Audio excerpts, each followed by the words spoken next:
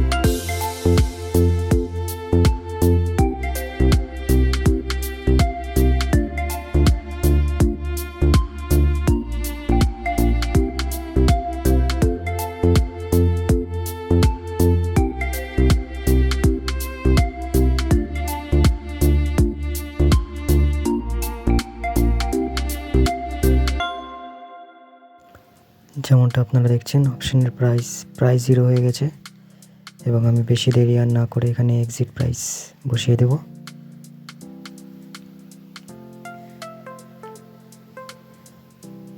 এবং কিছুক্ষণের মধ্যে ট্রেডটি এক্সিট হয়ে যাবে।